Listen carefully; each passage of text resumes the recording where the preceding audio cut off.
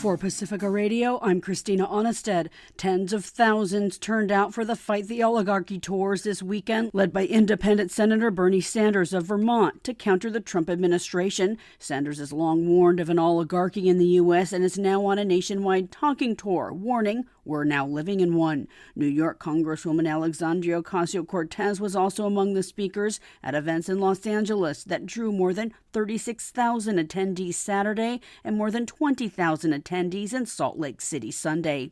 Pacifica's Vanessa Tate reports. Ocasio-Cortez told the crowd that an extreme conflation of power, greed, and corruption is taking over the country as people watch their neighbors and friends targeted, fired, and disappeared.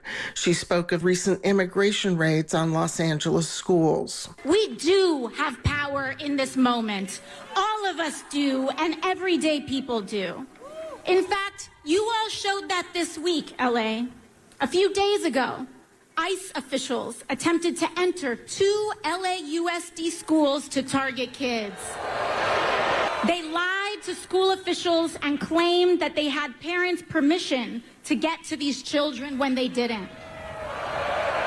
But it wasn't just a lawyer or a judge that said no. It started with everyday people, school staff and employees who spoke up when they felt something was off. And it was the teachers and principals that stood strong and said no to protect their kids when it could have been easier to say yes out of fear.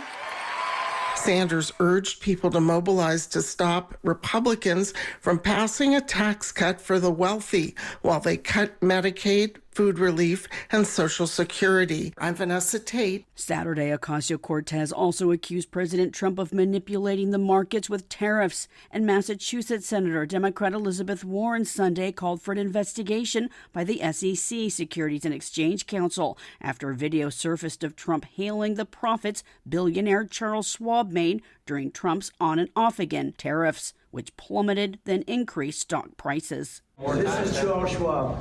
It's not just a company, it's actually an individual. And he made $2.5 billion today, and he made $900 million. The Trump administration's attack on public programs continues with a massive cut of $1.7 billion to NOAA, the National Oceanic and Atmospheric Administration, eliminating climate change research, slashing more than 30% of NOAA's overall budget. Edwin Vieira reports. The federal BRICS program administered through FEMA is exactly the kind of forward-thinking, infrastructural-oriented funding we need to get our communities back on track after storms. Leon County, Florida Democratic Party Chair Ryan Ray says cuts to a federal Emergency Management Administration resiliency program don't bode well for states near the ocean this storm season. The National Oceanic and Atmospheric Administration is predicting another above-average level of hurricane activity for Gulf and East Coast states. But meanwhile, millions of dollars for disaster preparedness are being cut from areas facing greater risks for storms magnified by climate change. I'm Edwin J. Vieira for Pacifica Network and Public News Service. El Salvador's president meets with President Donald Trump today at the White House.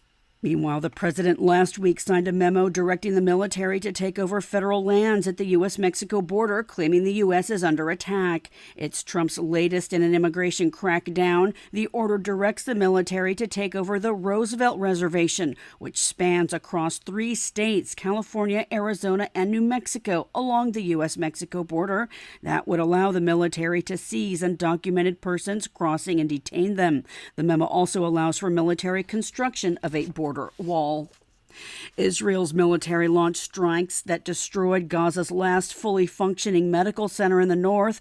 This as the United Nations says some 60,000 children in Gaza are suffering malnutrition as Israel's destroyed infrastructure, including water, sanitation, considered war crimes by human rights groups. Meanwhile, Israel said it's fully contained Rafah as a second corridor for its buffer zone. This comes a week after Gaza officials said Rafah has been completely wiped off the map. Experts call it ethnic cleansing. Here in California, the Trump administration has begun interviewing University of California faculty as part of its probe into anti-Semitism. This after the UC system complied with a subpoena for employees' personal data, handing over data to more than 900 faculty. The AAUP, American Association of University Professors, condemned the probe as a McCarthyist attack on academic freedom. Court documents say a man who authorities allege scaled an iron security fence in the middle of the night, eluded police, and broke into Pennsylvania governor's mansion, where he set a fire and had planned to beat Governor Josh Shapiro, a Democrat, with a small sledgehammer if he found him. A police affidavit says Cody Ballmer of Harrisburg admitted to harboring hatred toward Shapiro, but didn't explain why. Shapiro suggested it was an act of anti-Semitism. I'm Christina Onnested reporting for Pacifica Radio.